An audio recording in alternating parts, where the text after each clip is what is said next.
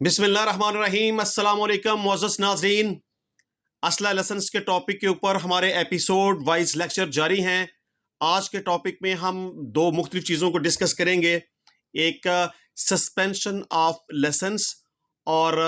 दूसरे नंबर पे restoration of lessons, यानी कि असला लाइसेंस किस तरह से मुअत्तल हो सकता है, उसको कौन मुअत्तल कर सकता है, किसके पास ये इख्तियार मौजूद है, किन वजूहात की बुनियाद पर मुअत्तल किया जा सकता है, और उसकी रेस्टोरेशन यानी कि उस असला लाइसेंस जो एक बार मुअत्तल हो जाए, सस्पेंड हो जाए, तो उसको बहाल किस तरीके से करवाया जा सकता है, किन वजूहात की बुनियाद पे बहाल करवाया जा सकता है, और किस अथॉरिटी के पास ये इख्तियार मौजूद है कि वो असला लाइसेंस को एक बार मुअत्तल कर देने के बाद उसको बहाल भी कर सकती है। तो अपने टॉपिक की डिटेल में जाने से पहले मैं आपसे गुजारिश करूंगा कि आप मेरे YouTube चैनल को सब्सक्राइब कर लीजिएगा और साथ लगे बेल आइकन के बटन को भी प्रेस कर लीजिएगा ताकि कानून के ऊपर तमाम तर मालूमाती वीडियोस आप तक पहुंचती रहें। तो हमारा आज का ये टॉपिक है कि सस्पेंशन ऑफ लाइसेंस यानी कि असला लाइसेंस की मुअत्तली। मुतलका डीसी को ये इख्तियार हासिल है कि अगर उसके पास कोई ऐसी इंफॉर्मेशन आती है किसी भी हवाले से, असला लाइसेंस के हवाले से, या कोई भी शख्स उसको कंप्लेन करता है, तो डीसी के पास इख्तियार मौजूद है कि वो किसी भी शख्स के असला लाइसेंस को मुअत्तल कर सकते हैं। अब हम यहाँ सिर्फ ये डिस्कस करेंगे कि आया वो कौन सी ऐसी वजूहात हैं जिनकी बुनियाद पर अगर डीसी साहब को ऐसी इंफॉर्मेशन मिलती है या उस को कोई शख्स कंप्लेन करता है तो वो किसी शख्स के लाइसेंस को मुअत्तल कर सकता है। वो वजूहात क्या हो सकती हैं? नंबर 1 तो ये है कि जब भी कोई शख्स डीसी को अप्लाई करके लाइसेंस हासिल करता है तो उसके हवाले से कानून में कुछ एक एलिजिबिलिटी क्राइटेरिया दिया गया है, यानी कि जो अशखास अहल हैं उस हवाले से जो डिस्क्रिप्शन बयान की गई है, अगर तो कोई शख्स इलिजिबल हो जाता है, यानी कि वो जो असला लाइसेंस के हवाले से जो क्राइटेरिया है उसके ऊपर पूरा नहीं उतरता, वो नाअहल हो जाता है, तो उस नाअहली की बुनियाद पर उस शख्स के असला लाइसेंस को मुअत्तल किया जा सकता है। दूसरे नंबर पे, अगर तो किसी शख्स ने डीसी साहब से जब लाइसेंस हासिल किया तो उसने कोई मिस इन्फॉर्मेशन फराहम की, कोई गलत बयानी की, या असला लाइसेंस के हवाले से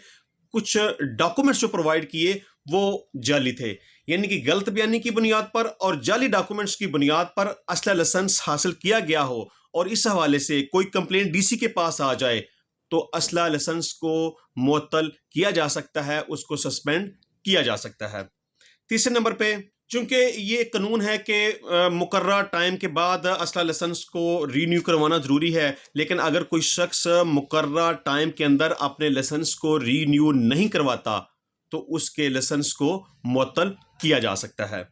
चौथे नंबर पे, यहाँ कानून के अंदर दो लोगों को इख्तियार हासिल है कि वो वेपन को कैरी कर सकते हैं। अब एक तो शख्स वो है कि जिसके नाम के ऊपर लाइसेंस बनता है, और दूसरा वो शख्स है जो कि लाइसेंस के अंदर बतौर रिटेनर रखा जाता है, यानी कि एक तो लाइसेंस होल्डर खुद जिसके नाम के ऊपर लाइसेंस बनता है, और दूसरा वो शख्स होता है जो कि वेपन को कैरी कर सकता है। अगर तो लाइसेंस होल्डर भी नहीं है, वो रिटेनर भी नहीं है, और वेपन कोई अदरवाइज कोई शख्स उसको कैरी करता है, उसको इस्तेमाल करता है, तो लाइसेंस होल्डर का लाइसेंस इस वजह की बुनियाद पर सस्पेंड किया जा सकता है, मुअत्तल किया जा सकता है, क्योंकि किसी भी शख्स को कोई इख्तियार हासिल नहीं कि वो वेपन को कैरी करे, मास वाइज उसके जो लाइसेंस होल्डर हो यानी कि लाइसेंस ही हो, और दूसरे नंबर पे जो रिटेनर हो। इसके अलावा गवर्नमेंट की तरफ से असला लाइसेंस जारी करने के हवाले से जो हदायत जारी की जाती हैं, अगर कोई शख्स उन हदायत को वायलेट करता है, उनकी खिलाफ वर्जी करता है, तो ऐसे शख्स के असला लाइसेंस को मुअत्तल किया जा सकता है। अब यहाँ एक बात बड़ी अहम है कि जब भी डीसी किसी भी शख्स के असला लाइसेंस को मुअत्तल करता है या उस हवाले से कोई प्रोसीडिंग करता है, तो ये ज़रूरी है कि उस शख्स को नोटिस किया जाए, उसको तलब किया जाए, उसको अपनी बात सुनाने का मौका फराहम किया जाए, क्योंकि किसी भी शख्स को अपनी बात सुनाने का मौका दिए बगैर उसके लाइसेंस को मुअत्तल नहीं किया जा सकता। अब लाइसेंस मुअत्तल करने के हवाले से डीसी नादरों को इन्फॉर्म करेगा और कानून साज अदारों को इसके हवाले से इंफॉर्मेशन मुहैया करेगा, और लाइसेंस मुअत्तल करने के बाद डीसी के पास इख्तियार मौजूद है कि वो उस शख्स के वेपन को अपने कब्जा में लेकर स्टोर रूम में उसको महफूज कर सकता है। अब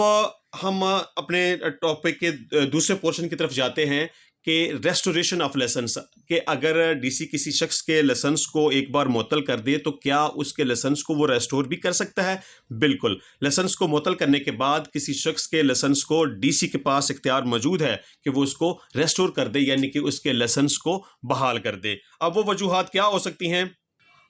अगर तो डीसी के पास कुछ ऐसी इंफॉर्मेशन आती हैं जिनकी बुनियाद पर वो असला लाइसेंस को मुअत्तल करता है। अगर तो असला लाइसेंस गलत मालूमात की बुनियाद पर मुअत्तल किया गया हो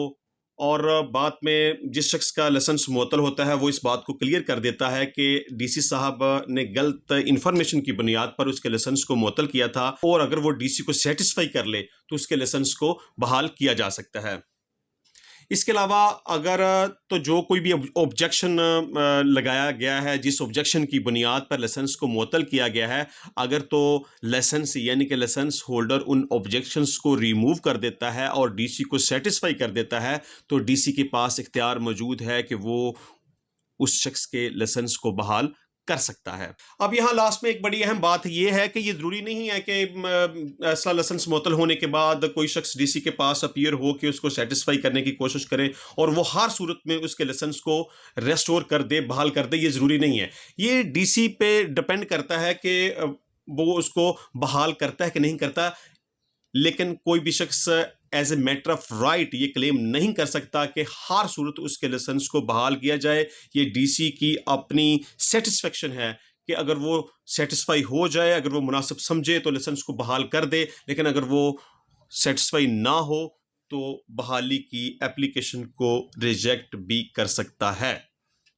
तो मुझे उम्मीद है कि हमारा ये आज का टॉपिक आपको पसंद आया होगा। तो मिलेंगे इंशाल्लाह नई वीडियो में नए टॉपिक के साथ, नए कानून के साथ। तब तक के लिए मुझे इजाज़त दीजिए। अल्लाह हाफिज़।